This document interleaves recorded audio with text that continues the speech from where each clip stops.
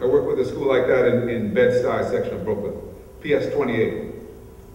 Visiting the school last year, and this is a high-performing, high-poverty school where 40% of the kids are homeless kids. And I just recognize that when they say homeless kids, you're talking about kids who lack a fundamental stability in their lives because they don't have a place to live. 40%. Still a high-achieving school. How does she do it? Well, because the school is not an ordinary school. It's a school that stays open until 8 o'clock every night. Why? Because they want to make sure that those kids have access to extended learning opportunities after school. They have access to art and music and swimming lessons after school at the Y, because she's built partnerships with community organizations to serve the broader needs of the kids, because she thinks she can't only focus on the academic needs. She's got to make school a place that meets all their needs. So she has ESL classes for parents at her school, GED classes for parents. She created a partnership with an agency to do job training for parents who want to become nurses' aides and security guards, because she believes that if parents are educated and employed, they'll actually be better able at supporting the kids. I walked in and she took me to a workshop for teachers that was going on while school was taking place. 7 teachers in the room, a mix of veterans and new teachers, and they were in a workshop on how to respond to the social and emotional needs of children. And they were doing that, she said, because a lot of our kids come to school stressed out. And it's hard for them to settle down. And if the teachers don't know how to respond to them and handle them, they're going to put them in special ed. And we're going to have all our kids labeled and not being served. So I want to give the teachers the skills so they can respond. And I sat in as two social workers, took real concerns from teachers and responded and worked through with them and said, okay, this is how I would handle that situation. And I'm so impressed, I said, well, this is great, you have this going on in school, but what's happening in the classrooms while the teachers are here? So well, let's go see. And she had other staff who worked at the school, the librarian coming to class, the counselor coming to class. She said, because we use everybody. She said, I'm the lead teacher at the school. I teach kids too. And she showed me her office and she showed me, she said, I take the kids they can't reach because I want to show them that I didn't become a principal to avoid the classroom. I became a principal to lead this classroom. And I saw at one point kids get up out of their seat and go to the bathroom without permission. And even more surprisingly, come back. And I said, this is amazing. I've never seen kids just be allowed to get up out of their seat, not in an inner city school. I go to inner city schools where they have guards at the bathroom doors. I said, how do you do that? She said, my kids have to walk through some of the most dangerous neighborhoods to get to school every day. If they can't go to the bathroom and come back, how are they going to be able to handle that? We teach them how to do that, too. We teach them how to be responsible. And at one point, we're walking and she said, let me take you to see my counselor. She said, and it's an elderly African-American man. She said, you see that counselor? She said, I got him from the rubber room. The rubber room is a place where they put teachers nobody wants. And they sit there, it's like purgatory. They get paid, but they just stay there. It's like Kafka, kind of, it's like. I said, how do you know to get him out of the rubber room? She said, well, I don't know why he was there, but he had been my counselor. So I knew he was good. So I got him.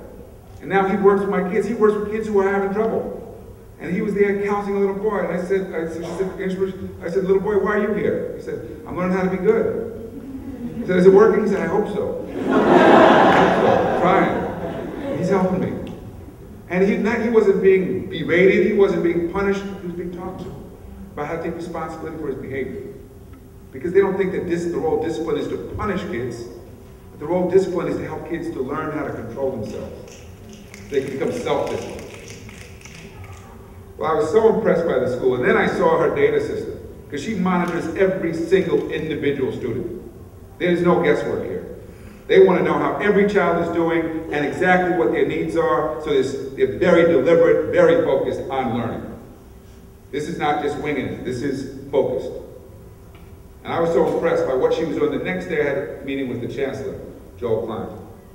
And I told him about this. I said, this school is amazing. You should go see it. Now I would say this. I don't agree with Joel Klein on a lot of things, but I think New York City is probably one of the best run urban public school systems in the country right now. I have to give him credit. Because there are many other schools like PS 28 right now in New York City.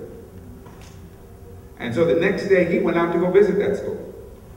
And he came back and he was equally impressed, so impressed that he wrote a memo that he sent out to every principal in New York City, over 1,200 principals, and said that they need to go visit her school and see what she's doing. Except that he focused on only one thing. He focused on her data system. So I wrote back to him and said, Joel, you didn't get it. The data is only one piece. It's everything that makes this thing work. And that's the debate he and I have. Because he thinks that if we focus narrowly on achievement, that's really the bottom line. And I said, no, you can't ignore the fact these kids are hungry. You can't ignore the social, the emotional, the physical needs of the kids. You've got to deal with the whole child. And that's the ongoing debate we're having in this country. Can you ignore the needs of kids and expect them to perform? And a lot of our schools continue down that path. They continue to ignore, and guess which kids are dropping out of school? Guess which kids are least likely to succeed? It's always the kids with the greatest needs. Almost always. But it doesn't have to be like that. And schools like PS28 show us it doesn't have to be like that. I was visiting another school in the South Bronx, the Morrisania section of the South Bronx. This is the part of the Bronx that burned in the 1970s. It burned because the landlords thought it would be better to burn their property and collect the insurance than to fix it up. So in the 1980s, it looked like a war zone. Lots of abandoned buildings all over the place. Jimmy Carter described it as a war zone when he went through there. In the 1990s, they tore down the buildings. So now you go and you see lots of vacant lots. It's kind of nice, like parkland almost, except you realize that people once lived there. But the projects across from PS 138 are still there. They've been there for over 50 years. My grandmother lived in those projects for over 20 years. So when I heard that this was a high-performing school, I said, I want to see a high-performing school in the South Bronx.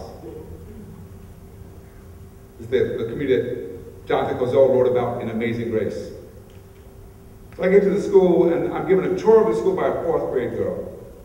And she's really proud of her school. And the first thing she shows me is all the awards the school has won. And articles have been written about the school. And she takes me to a library and she shows me the beautiful library they got with books. Because at this school they believe that kids need to be exposed to books. What a radical idea, huh? That it's not excerpts from readings, but books, novels, things like that. And then she takes me to the computer lab and she shows me all the computers the kids have access to. And they do animation there.